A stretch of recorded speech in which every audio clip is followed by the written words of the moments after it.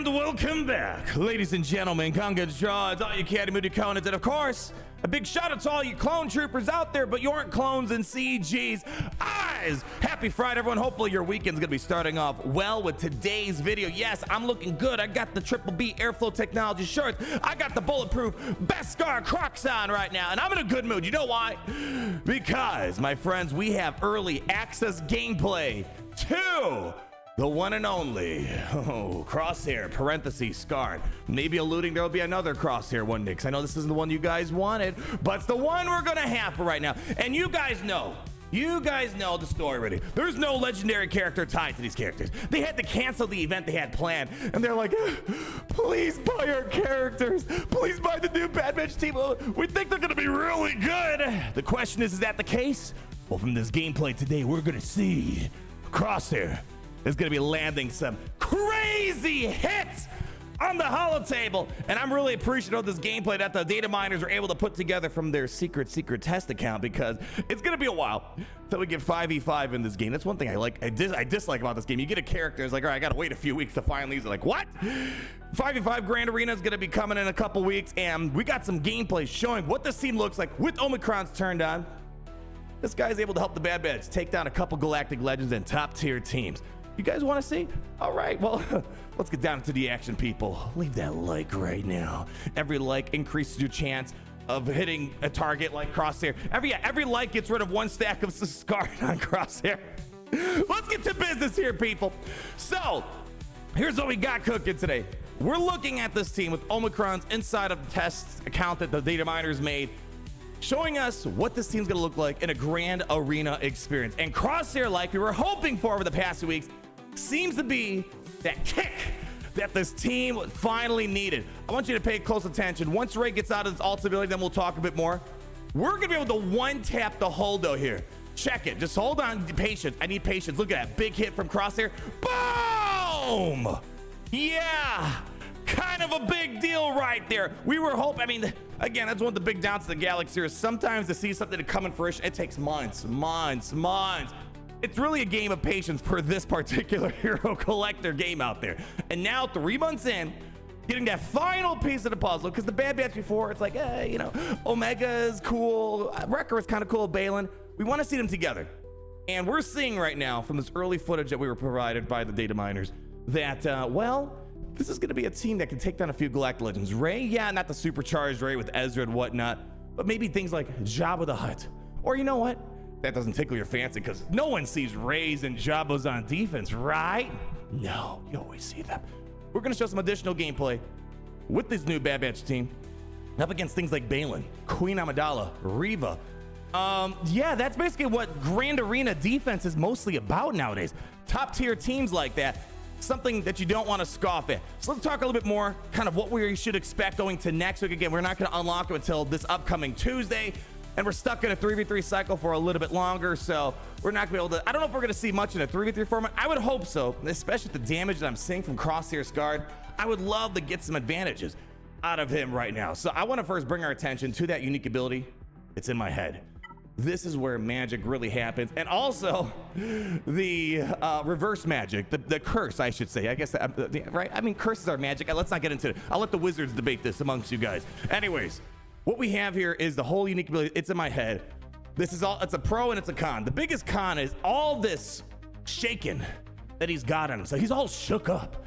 And the biggest issue is people want to use him with the old Bad Batch team. And I'm hoping that there's maybe an opportunity, but remember, he's gonna have so much shaken, 20 stacks at the very beginning.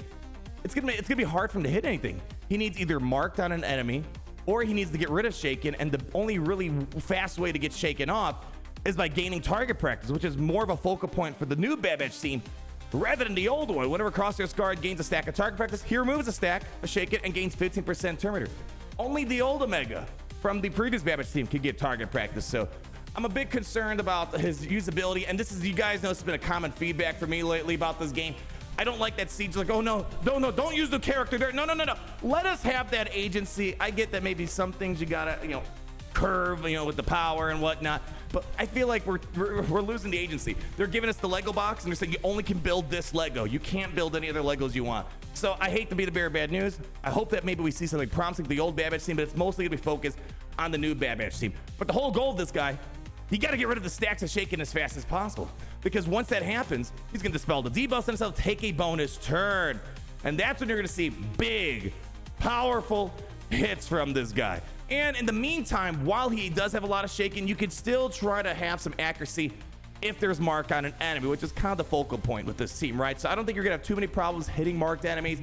Still a little annoying that the mark can be dispelled, but that's fine. You know the whole premise so far of the new Bad Batch team.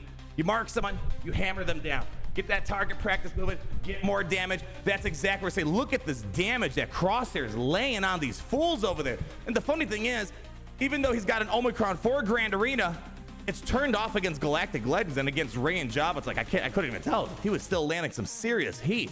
Whenever Crosshairs Scarred inflicted the debuff in Grand Arena with that Omicron, dispels it, gains 5% offense. This is gonna be killer up against things that have lots of purge. Huh.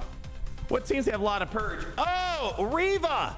Yeah, that's a lot of the offense right there. He dispels it, gains 5% offense stacking, going to a cap of 100%. And then whenever Bad Batch allies with target practice use a special ability, Crosshair is going to assist, and you can really see that this guy's got serious damage tied with him. And that's what we're hoping for, right? With all the stuff in his kit, there's so much offense ramping throughout his kit. And when we read the kit, it's like, it seems like on paper, he should hit hard. It's seeming like we're definitely going to have a degree of that with this. I would say that's kind of an understatement. And of course, I think we got to keep in mind the other things that he's got in this kit. More ways of getting damage. The I will handle it. You're going to deal physical damage to the target enemy, dealing 10% more damage for each relic amplifier level on Crosshairs Scarred. Then you're going to call someone else to assist. That's cool, cool, cool. But here's what you need to know. This is what's maybe giving people a little bit of hope that maybe you can use him in a non-new Bad Batch lineup. Crosshair, if he was a target ally, he gets rid of 6 stacks of shaking on himself. So if you do want to use the old Bad Batch, I think you're going to have to keep this in mind. His unique ability is not going to help him get rid of the shaken. You're going to need to use this ability right here. And of course, if ally Omega Fugitive's in the leader spot and the target enemy took damage from a Bad Batch ally's attack, he's going to reduce the cooldown target secured. And the target secured, this is the ability. It's more or less kind of a aerial advantage times 69, something like that, right? Check that out. Crosshair's gonna get 200% critical damage until the end of his turn. Oh my gosh. Take that, all the stuff on that unique ability that we talked about. He's gonna get armor shred on the enemy. Okay, cool. But what you really want is this. You're gonna get 50% more damage based on the number of turns taken by the enemies. And Crosshairs Scarred before target secured is used again. Going up to a 500% bonus damage. It's only 10 turns. That's not a lot. There's plenty of teams out there that'll take a bunch of turns before Crosshairs Scarred. So this is sort of like an aerial advantage where instead of scaling based on someone's max health, it's just damage. And this is even better, I would say, than aerial advantage, because aerial advantage sucks against like Malgus, sucks against Malik, sucks against, Kylo Ren Unmasked, things of that nature. So being able to just boom, big hits is really nice. And then keep in mind again, if we're in Grand Arena and all that, there's no Galactic Legends, you could ignore enemy protection. That's kind of a big deal. And then furthermore, this attack can't be evaded. Maybe Malgus should learn a thing or two about that.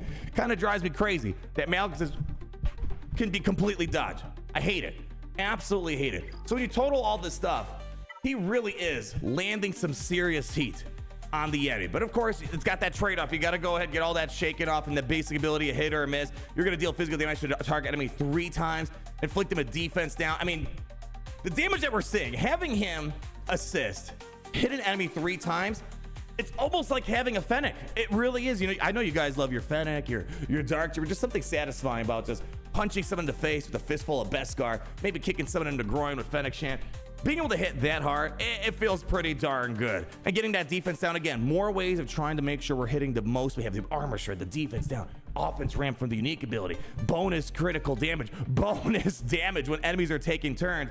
Man, oh man. And then if he misses, there's still kind of a bonus. It kind of reminds me a little bit of Stormtrooper. If you know Stormtrooper's basic, who the heck knows except me, of course, and no one pays attention to that. He can probably expose on the basic, right? So it's sort of like, it's got a degree of that where a little bit of an expose. So even if you're missing, you're still gaining some sort of benefit. And of course, we already mentioned it. He's going to have ways of increasing his accuracy when he's targeting someone with mark, of course, reducing the amount of scarred that he has. I keep calling it scarred. Enough stacks of shaking off him. But it's nice though, even in the situations where you miss, you're gonna still get some benefit. Now, of course, what we're seeing from early on. Again, no datacrons and all this testing here, so of course things could be altered one way or another. Not completely invincible. We're seeing we're kind of struggling a little bit with things like, Serjunda potentially and Malikos. It seemed like on paper, maybe we got to run it ourselves. When I was testing out Bad Batch before Crosshair, I was kind of like able to keep up with the Gungans. I was able to maybe have a chance of beating them. The gameplay here is suggesting, they're still going to struggle. So let's keep that in mind, that this is not going to be a team that seems like it's going to be everything out there. But I think the biggest thing to keep in mind, if you do use things like datacrons, which if you're playing Kyber 1, Kyber 2, kind of a frequented thing out there, there are going to be a lot of datacrons. Over time, they're going to amplify his damage, whether it's through offense or, let's go check out his target secured. He does physical damage, so armor penetration, for example. This is a team that I could tell is going to scale drastically when they finally get damage on them. And I know we kind of talked about this, over time about this team. I still really do appreciate a few things about this team.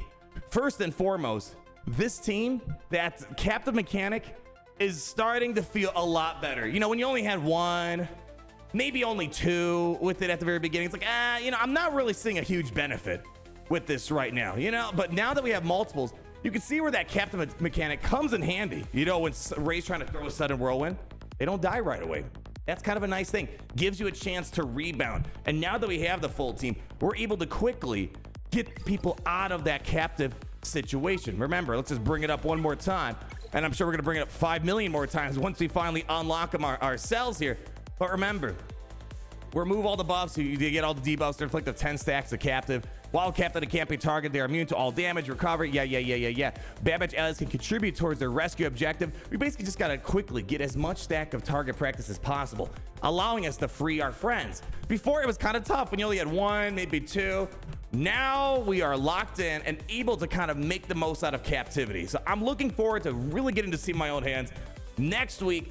I don't know still, is this a team that you should drop everything for and pursue? Generally, people want to farm teams that build into, whether it's a raid, an event, or a legendary, something of that matter. But what I'm saying at the minimum, I don't think CG was too far off when they were saying, hey, sorry, we had to cancel whatever we had planned, but we still think the team's gonna be really good. I don't know about you, but the team does seem extremely promising. Although, of course, I know this wasn't the Crosshair people wanted, but hey, because it says Scarred, maybe that alludes that maybe one day we'll get another edition. Although, isn't this like his original armor that he had in like season 1 of Bad Batch? I gotta go back, or even Clone Wars season 7. So I don't know, but it's nice to see that Crosshair is finally in the game, one variant or another. It's doing some serious damage. And come next week, we'll be able to test them in our own hands. And then we gotta wait until 5v5 Grand Arena. But you never know, maybe we'll find something we can do inside of 3v3 Grand Arena. That's gonna be all for today, my friends. Hopefully your weekend is gonna be fantastic, because I know as you gently press that like button, you're gonna comment down below, be like, oh, I love Crosshair, I love Crosshair. Or you're gonna be like, oh, can we just be done with the Bad Batch, please? It's like one or the other. I get it though. I'm looking forward to the Jedi Vanguard stuff, but let's appreciate the fact that Crosshair's here. But anyways, leave that like, comment down below, subscribe so you're not missing a thing. And I'm forgetting something. Oh, that's right. It's great to be in the Empire today. Oh, it's great to be in the Empire today. The sun never sets.